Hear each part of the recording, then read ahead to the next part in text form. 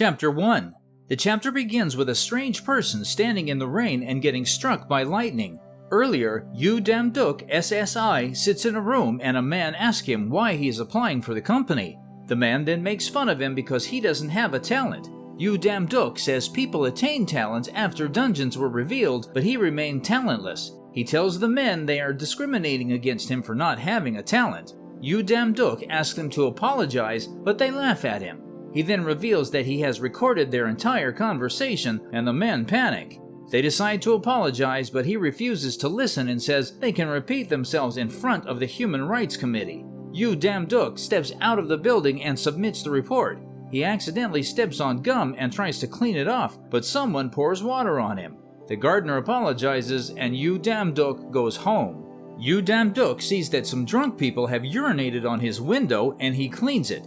He talks to his mother over the phone and she asks about his uncle. Yu Dam-duk says she shouldn't talk about his uncle and he might have left the country. He then says he'll sort out her medical bills and walks away. He goes outside to smoke, but it begins to rain and the rain ruins his cigarette. Yu Dam-duk throws the lighter in anger and smashes it. Yu Dam-duk curses the sky and says he has lived hard. He begins to insult God and says someone has to take responsibility for his suffering. Yu Dam-duk curses at the sky as it rains and a lightning bolt strikes him. He falls to the ground and wonders what will happen to his mom if he dies. He suddenly wakes up after the storm and is surprised that he is still alive. Yu Dam-duk sits up, shocked as he sees a strange notification floating above him. He wonders what it is as he looks at it, and it shows that it is a hiring notice. It then informs him that the gods are waiting for him. Yu Dam-duk sitting at his apartment and wondering if God exists. He says he got struck by lightning after swearing at God. He sees that he is unharmed and wonders if the lightning strike gave him a talent. He tries to open a status window, but it doesn't work and he realizes it's a part-time job notice. He decides to check it out, but it informs him that he doesn't have a divine power. Divine power is the energy the gods use, and he searches for other part-time jobs. Yu Dam-duk finds a job that doesn't require divine power, and it is to create a dungeon. He realizes that gods make dungeons and sees that his payment will be 12 Thor. Yu Dam-duk accepts the job and is immediately transported to a strange world. He wonders where he is, and a strange beast attacks him. A strange man saves him from the monster, and he realizes he is Thor, the god of thunder. He says Yu Dam-duk is a new worker, and they go to the construction site. Yu Dam-duk sees Thor's hammer and realizes it's Mjolnir. He then sees the other gods and realizes he is the only human around. Thor says he resembles a god from Asia because of his appearance, and Yu Dam-duk lies as he says he comes from a small mountain. Thor refers to him as the god of the mountains and says he has heard that he helps people. Thor says Yu Dam-duk cherishes humans and asks if he will be able to cope with his new work. He then informs Yu Dam-duk that he will make a place that'll make humans suffer. He asks Yu Dam-duk if he has heard of the Minotaur's maze, and he says he has. Thor says things will be easier and they approach a large structure. Yu Dam-duk is shocked as he sees it and he sees the giant maze. Thor says the dungeon's concept is from the Minotaur's maze and he tells Yu Dam-duk he will build the maze with them. Yu Dam-duk staring at a giant gate in amazement. A worker calls him and says they must continue working, and Yu Dam-duk follows him. Various sectors request support and Yu Dam-duk rushes to help out. He terrifies a god as the god calls for support and he arrives. Some commend him for his handiwork and tell him to be careful so he doesn't fall into a manhole. Yu Dam-duk meets a god and he says they should take a break in a carriage because they will use it to go to their next destination. The god commends him for his hard work and wonders if all Asian gods are like him. They reach a point and the god says they'll have to continue on foot because their traps will be useless if they let the beast trigger them. He tells Yu Dam-duk to be careful so as not to step on any traps, and they continue walking. The god tells Yu Dam-duk that the upper class senior gods require some tests from the humans while the lower class does not. He says they will create dungeons, which is their infinite work source. They then enter a large hall and place several balls on the ground. The god says the balls are spider eggs and will be a pain in the ass for humans. They go to the goblin shelter and Yu Dam-duk gets startled by a goblin. It begins to laugh at him and the god says he is messing around. The worker god says the goblins are clever, so it will be difficult for humans to confront them. The duo gets to the end of the labyrinth and the god says the giant door leads to where the boss is. Thor arrives and tells Yu Damduk he has heard a lot of compliments about him. Yu Damduk tells Thor he is kind and considerate, and the lower god says they are left with the last procedure. Thor pulls out his hammer and says it's time to send him off to work. Yu Damduk is shocked as he sees the hammer generates lightning and Thor uses it to send him back home. Yu Damduk finds himself in his house and realizes he isn't dreaming. He celebrates and says he has had an awakening and a system informs him that his salary has been paid. It asks if he wants to check it, and Yu Damduk decides to take a look at the god's shop. Yu Damduk seeing several incredible items as he goes through the god's shop. He wonders if he can buy the items and says becoming a god with a human body will be possible. The fan blows his imagination away and he says his life will change. He attempts to buy the items, but they are too expensive and he wonders what he can buy. Yu Damduk realizes he can buy talents with his money and is amazed. He realizes that they aren't expensive and buys the talent of the sword. The system then gifts him another talent and he selects combat talent. He begins to celebrate but suddenly passes out and his body strengthens and adjusts to his new talents. He successfully strengthens his body and sees his mom as he opens his eyes. She apologizes for being incompetent and he tells her not to say that. He then says he has talent but suddenly wakes up as he mumbles the word. Yu Damduk wakes up and wonders if everything that happened is a dream. He opens his status window to see his skills and it says he is the lowest class god. He receives a call from his mom and tries to tell her the good news, but she tells him not to come and visit her that day. She refuses to tell him what is wrong, and a man informs him that there is a sign of a dungeon near the hospital. Yu Damduk runs out of his house and rushes to help his mother. A reporter is live at the scene and she talks about the signs of the dungeon. Yu Damduk arrives at the hospital and sees the military orders everyone to evacuate. The officer tells everyone they are in a restricted area and Yu Damduk uses his talent to see him clearly. He is able to hear everyone's conversation, but decides to focus and rushes to the front. Yu Damduk tells the officer that he has to help his family, but the officer says there are signs of maze in the dungeon. Yu Damduk is shocked as he hears what the officer says, and energy suddenly slams on the ground. He wonders what is happening as he looks up and sees the dungeon he built. In the past, where Yu Damduk says the dungeon he is building looks magnificent. In the present, Yu Damduk wonders what is going on as he sees the dungeon. He saves a man but suddenly gets attacked and dodges the knife. He sees several lizard men attacking and the military begins to attack. Yu Damduk uses his skill to catch a blade and takes down a lizard man. He begins to use his skills to dodge the lizard men's attacks and easily knocks some of them down. A lizard man attacks him, but he dodges and kicks its head into the ground.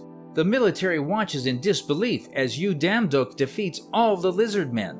A strange man emerges and asks him what guild is he from. He says Yu Damduk's face is new but commends his skills. The man introduces himself as Namgung Do-uk of the Sangud Guild and shakes Yu Damduk's hand. Namgung says there is no way someone from a guild would have come alone and asks if he is from a guild. He asks Yu Damduk if he is an unaffiliated hunter, and Yu Damduk says he is.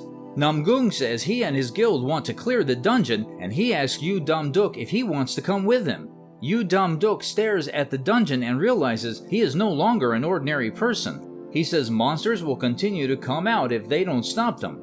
He stops his hand from trembling and says clearing the dungeon won't be an issue. The guild enters the dungeon, and Yu Damduk gives them directions. He remembers the road because he has been in and out of the tunnel hundreds of times, and he suddenly stops them. He says he will lead the way from that point, but a guild member complains and says they have an order of authority. Namgung tells Yu Damduk not to worry and says their advanced party has paved the way. Yu Damduk throws a rock at the tunnel, triggering a trap. He tells them that the weapons are made from a special grade alloy that will pierce through almost any armor. They continue walking as Yu Damduk says the dungeon will get more dangerous.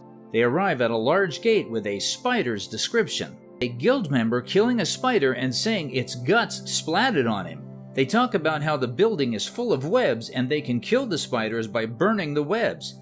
Yu Damduk listens as they say he might be from a rival guild and uses his combat focus.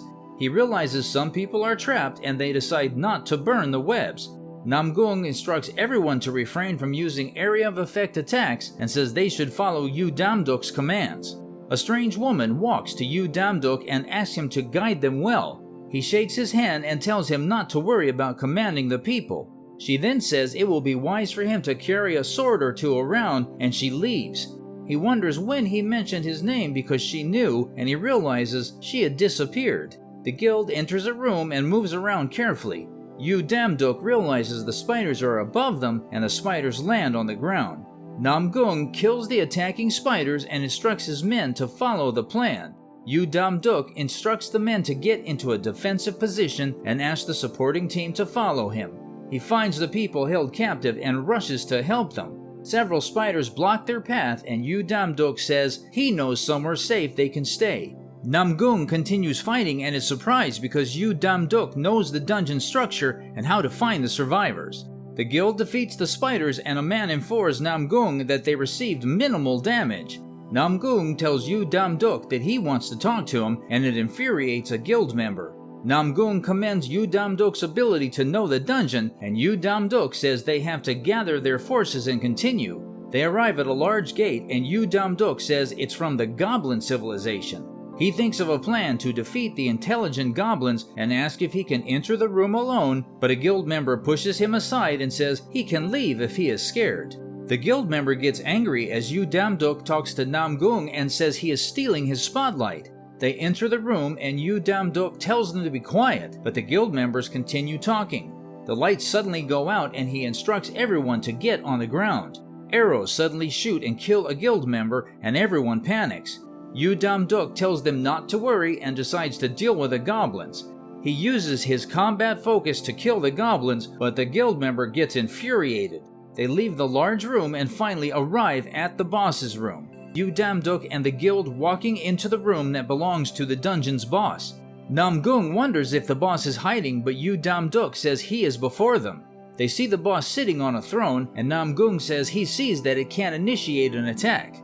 Yu Damduk suddenly sees a notification that asks him to sacrifice 5 people to the Minotaur. He realizes it might be a hint to help them defeat the boss easily and decides to tell Namgung. The jealous guild member gets furious as he sees Yu Damduk talking to Namgung and he walks away. He decides to attack the Minotaur on his own and moves closer to it. Yu Damduk sees him and tries to stop him from getting close to the boss.